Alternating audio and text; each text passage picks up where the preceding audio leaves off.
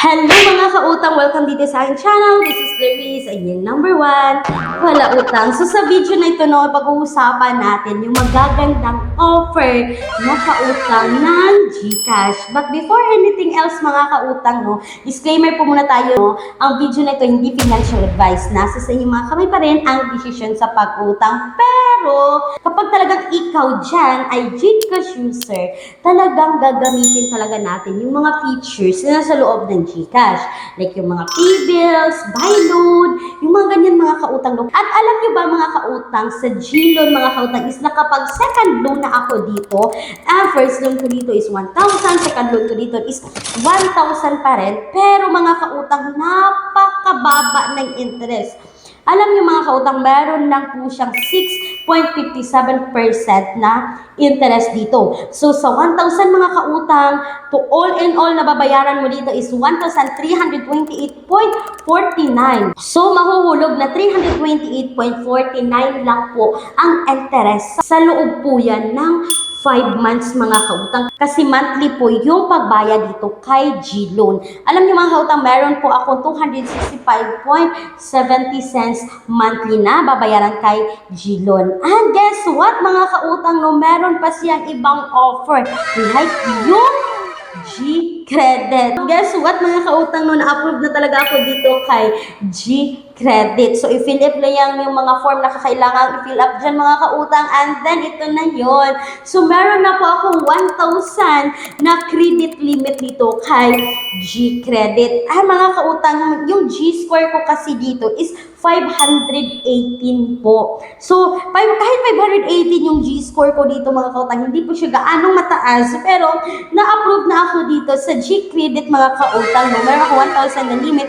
Makikita nyo mga kautang, no, G-Credit, borrow from CIMB Bank. So, sa G-Credit nito mga kautang is meron ako 1,000 na credit limit. So, hindi ko pa po nagamit yung credit limit ko dito mga kautang. And hopefully, makapag-grocery ako, tapos ito yung ibabayad ko. So, napaka-convenient talagang gamitin ng GCash mga kautang. No? Napaka talagang ang daming advantage kapag kayo po ay GCash user. So, gamitin nyo lang talaga lahat ng features ng GCash like send money, buy load, transfer, magbayad ng bills, gamitin nyo yung GSave, yung G-Insure, yung G-Invest nila mga kautang. Lahat-lahat ng features na nasa loob ng GCash. Kulang ang budget, ang mahal ng mga bilihin. No problem, may solusyon tayo. Gamit ang isang valid ID, makakautang ka na sa loob ng 10 minutes o mas mabilis pa.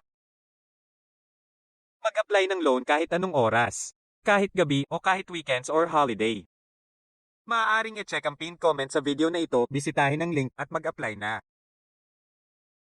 So yun mga kautang, no, yung quick review ko sa offer po ni GCash. Mga kautang, huwag yung kalimutan na maglalagay po ako ng mga link ng mga alternatives online loan apps sa description box or sa pinned comment section ng video na ito. And before mga kautang magtapos ang video na ito, gusto ko lang sabihin na kung kayo po ay employed or self-employed, nagtatrabaho sa mga private company, kung kayo ay mayroong business running 5 years until now, kung kayo po ay isang doktor na nagtatrabaho sa private facility or kayo po ay isang guro na nagtuturo sa mga private school, you are qualified po sa offer na ito. So for more details po mga kautang, no, please message me dito. And mga kautang, the offer po minimum of 20,000, maximum of 2 million pesos. So and please take note that all applications submitted is subject for bank approval. So that's all for today's video. Once again mga kautang, this is Clarice, ang inyong number 1 palautang, dahil utang is life. Thank you mga kautang. Bye-bye!